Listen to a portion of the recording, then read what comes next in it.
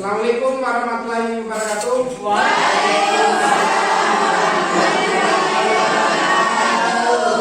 Satu kelas berdoa mulai.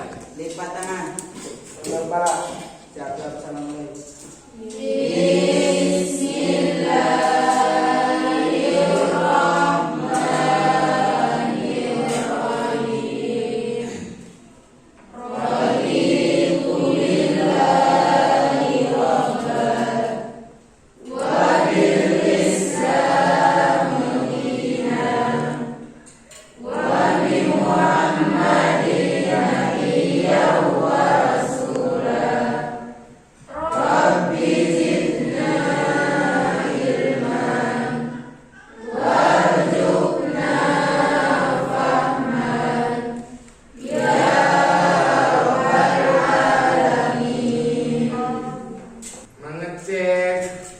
Kebersihan kelas, setiap kalian untuk melihat ke bawah meja dan kursinya masing-masing. Jika ada yang kotor, silakan dibersihkan.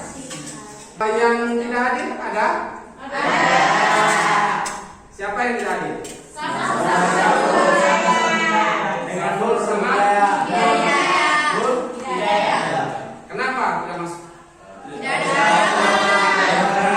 Berikutnya, untuk membangkitkan semangat kita terkait dengan materi kita hari ini, yakni Sumpah Pemuda, maka Pak minta kita semua menyanyi lagu Bangun Pemudi dan Pemuda. Bangun Pemudi Pemuda Indonesia, tangan batu sisirkan untuk negara, masa yang akan datang, kewajiban mula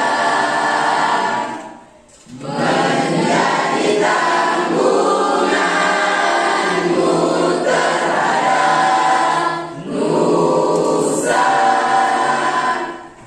menjadi tanggunganmu terhadap nusa. Suri tetap berusaha, jujur dan ikhlas, tak usah banyak bicara, terus kerja keras, hati teguh dan lurus, pikir tetap jernih, bertingkah laku harus hai putra negeri, bertingkah laku harus hai putra negeri. Oke, kita kasih aplaus untuk kita. Berikutnya, kita mencoba untuk mengingat kembali materi kita pada pertemuan kali lalu. Sekarang Pak ingin kalian mencoba mengingat kembali. Kali lalu kita membahas tentang apa kolonialisme dan imperialisme, maksudnya tentang dampak daripada kolonialisme dan karena materi kita hari ini terkait dengan Sumpah Pemuda, Pak ingin menanyakan kira-kira ada yang pernah dengar tentang Sumpah Pemuda? Pernah. Apa itu Sumpah Pemuda menurut kalian? Saya. Oke. Sumpah Pemuda adalah sumpah yang diucapkan oleh pemuda-pemudi kita pada masa lampau yang mengikrarkan tentang persatuan dan kesatuan pemuda di Indonesia. Oke, luar biasa. Dikasih. Pertanyaannya itu sekarang ini, mengapa kita harus belajar tentang Sumpah Pemuda? Pertanyaan itu. Nah, Pak ingin memberikan motivasi kepada kita semua terkait pentingnya kita belajar tentang Sumpah Pemuda. Sumpah Pemuda merupakan suatu ikrar di mana semua pemuda, semua perkumpulan pemuda Indonesia pada saat itu mengikrarkan tentang persatuan dan kesatuan. Bahwasanya dengan ikrar tersebut maka persatuan dan kesatuan muncul sampai. Sumpah Pemuda kalau kita ibaratkan, kita analogikan seperti rumah, maka Sumpah Pemuda itu seperti fondasi. Ya. Tujuannya adalah melalui pembelajaran dengan menggunakan model problem based learning atau PBL. Kita menggunakan model PBL, metodenya brainstorming, pendekatannya saintifik. Tujuannya itu adalah peserta didik mampu menganalisis, menelaah, serta menyajikan proses lahirnya Sumpah Pemuda serta nilai dan makna Sumpah Pemuda itu sendiri. Indonesia negara tercinta, negara pembawa dengan berbagai kekayaan alam di dalamnya, negara dengan berbagai ras, suku, agama, bahasa dan budaya yang berbeda di dalamnya, terbentang dari Sabang sampai Merauke. Tapi, apakah dengan demikian Indonesia terpecah belah? Tidak. Indonesia disatukan dengan semboyannya, Bhinneka Tunggal Ika, berbeda-beda tetapi tetap satu juga.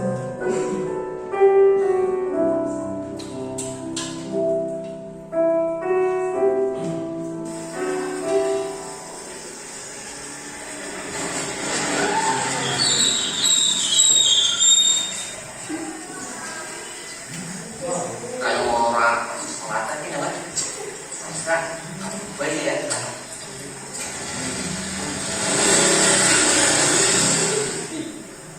Dari video yang telah ditampilkan, pertanyaannya adalah apa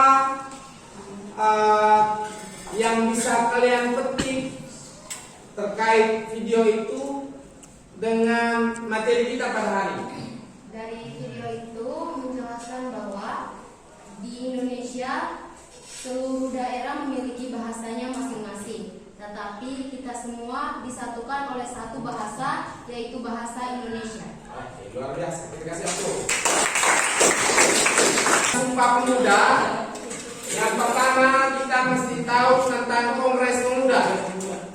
Kongres Pemuda diadakan sebanyak 2 kali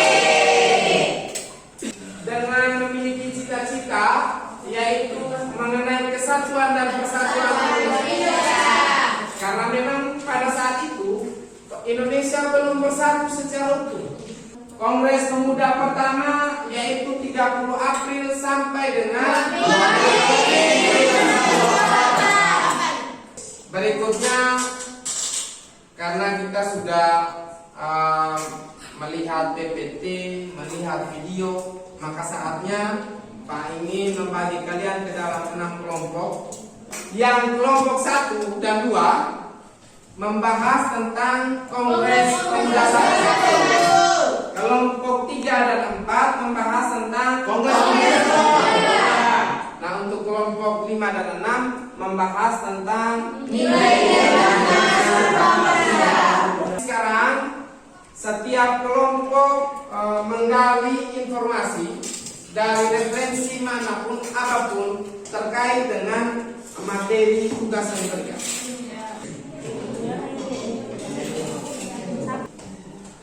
Ini nanti makanya tadi Pak sampaikan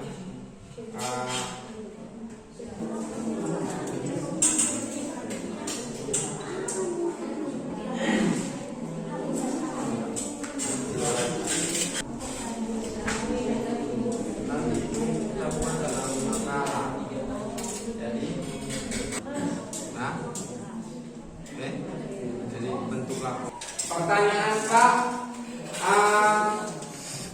progres diskusi kelompok 1 sudah sejauh mana? Progres kelompok 1 sudah sejauh 90%, alhamdulillah. Dan semua hasilnya itu didapat referensinya dari buku dan juga internet. Kami sudah berjalan 70%, alhamdulillah. Kami akan melengkapinya. Alhamdulillah, progres kelompok 3 sudah berjalan 80%. Alhamdulillah dari diskusi kami sudah mencapai 85% dan insya Allah dalam jangka yang dekat kami akan menyelesaikan tugas tersebut. Alhamdulillah, progres kelompok 5 sudah sampai 85%. Progres yang kami dapatkan sudah 90%. Kasih aplaus untuk kita semua. Evaluasi terhadap proses pembelajaran kita, terutama pada proses diskusi.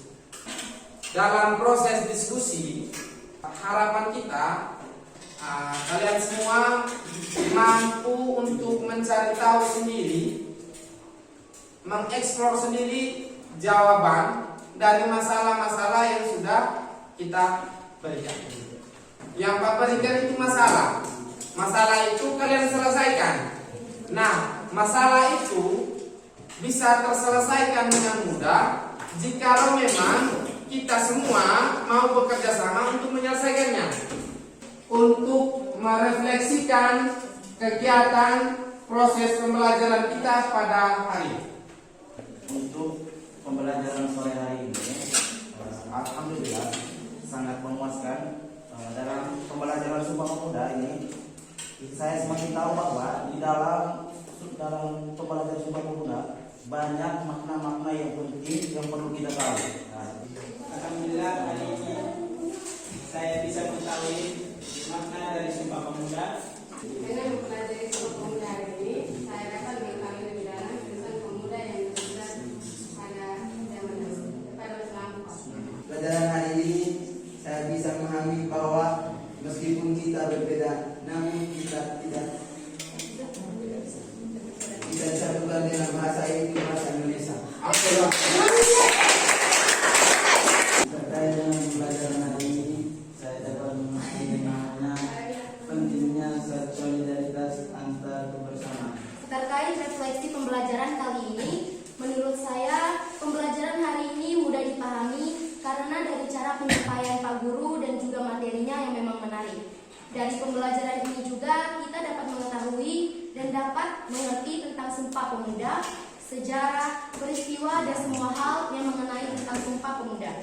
Dan dari pembelajaran ini juga semoga kedepannya kita dapat menghargai satu sama lain dan menjaga persatuan dan kesatuan. Berikutnya yang terakhir, Pak ingin sampaikan terkait dengan kegiatan kita di pertemuan berikutnya. Seperti yang disampaikan tadi bahwa kegiatan kita di pertemuan berikutnya adalah kita fokus untuk membahas hasil diskusi yang tadi kalian kerjakan dan kalian laporkan progresnya. Karena tujuan kita dalam proses ini adalah kalian bisa berbicara, bisa menyampaikan pendapat tanpa terhalang oleh yang namanya benar atau salah. Insya Allah kita ketemu di pertemuan berikutnya dalam keadaan sehat walafiat pula.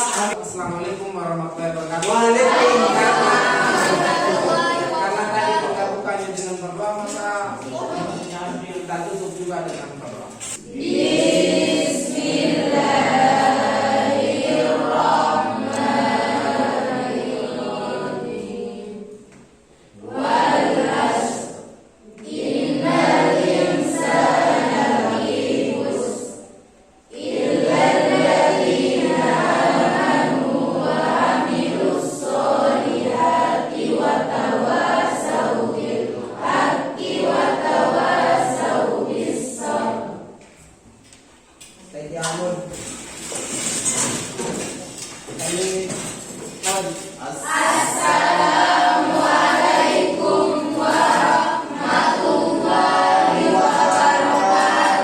Waalaikumsalam warahmatullahi wabarakatuh.